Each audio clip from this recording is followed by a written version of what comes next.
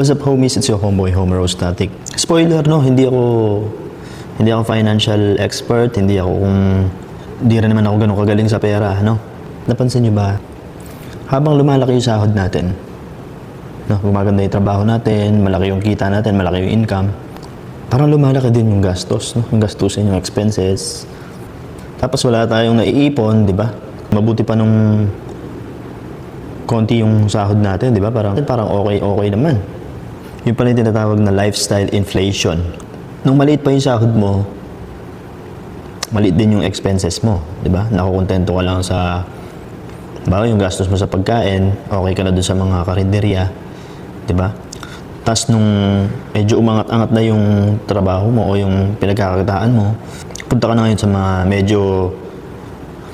medyo expensive, no?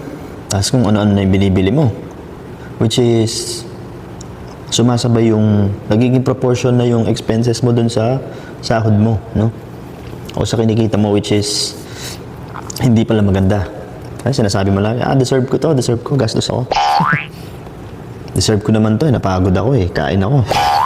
Pero unti-unti, hindi mo napapansin na nawawala na pala yung disiplina mo sa pera, yung contentment mo, at saka yung financial management mo, no? Well, homies, wala naman problema kung gusto mong umangat, di ba? Gusto mong matikman yung mga bagay na hindi mo naman nakain dati, hindi mo naranasan dati. Okay lang naman yun, wala naman problema. Hindi tayo against sa ganun, no? Pero para kahit paano makaipon ka naman o para hindi ka struggle, dapat meron kang financial literacy, no? At alam mo kung gaano mo lilimitahan yung sarili mo para ma-budget mo na maayos yung kinikita mo. Dapat hindi lalagpas yung ginagastos mo dun sa kinikita mo, no? Kung pwede nga 20% lang yan Kung kaya, dapat 20% lang nung income mo yung expenses mo, no? Dapat pag-ipon din tayo para dun sa emergency fund, no? Meron biglang pangyayari na naalis ka sa trabaho mo or nawala ka sa trabaho mo. Dapat yung ipon mo na yun, yung emergency fund na yun, tawag dito, kaya kanyang buhayin dun sa mga araw na mababa yung kita or nawalan ka ng trabaho.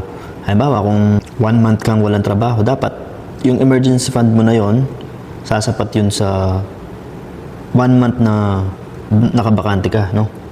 Na panggastos mo, di ba? Yung mga ganun. Para pag nag-comeback ka, para kapag bumalik ka na, o nagkatrabaho ka ulit, nagkanegosyo ka ulit, pumaldo ka ulit, hindi ka nahihirapan, no? Hindi ka, yung asin walang-wala ka talaga. Ngayon lang naman, konting tip lang sa pera, no? Lalo kapag nasa late 20s or nasa 30s ka na, dapat alam mo na yung mga gantong bagay, no? Para nababudget mo na maayos yung pera mo. Ito based lang sa experience, based lang sa mga nararanasan natin sa buhay-buhay. Basta tandaan mo homies, hindi karera ang buhay, no? Ang kailangan mo lang higitan yung sarili mo kahapon, no? Higitan mo lang yung nagawa mo kahapon, higitan mo yung sarili mo kahapon. Para level by level umaangat tayo, stepping stone. Yun lang homies, sana may natutunan kayo. Sayonara.